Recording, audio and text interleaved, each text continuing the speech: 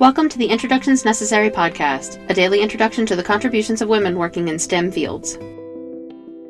Maria Kirch was educated by her father and her uncle at a time when girls didn't have many opportunities, educational or otherwise.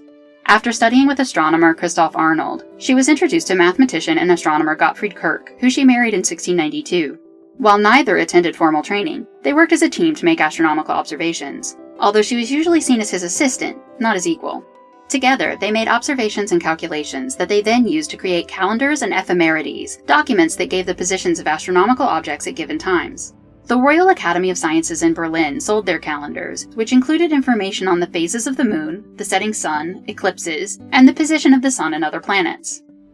In April 1702, while making her nightly observations, Maria discovered a previously unknown comet, and is now credited as the first woman to discover a comet. Credit she didn't receive at first, because her husband claimed the discovery and naming rights. It is thought that maybe he feared the ridicule if people knew she was the discoverer, or that she couldn't claim it because she only wrote in German, and not the proper Latin. But nonetheless, it wasn't until 1710 that Gottfried admitted the truth. But Maria did publish her own work, including her observations of the aurora borealis, a pamphlet on the conjunction of the Sun with Saturn and Venus, and an approaching conjunction between Jupiter and Saturn in 1712. Completing her work became more difficult with the passing of her husband in 1710, at which time she petitioned the Royal Academy to allow her to continue to produce their calendars. At the time, it was common practice that a widow would take over her husband's craft after his death. The head of the Academy supported her petition, but the members denied her the position, fearing it would set a precedent of appointing women to formal positions.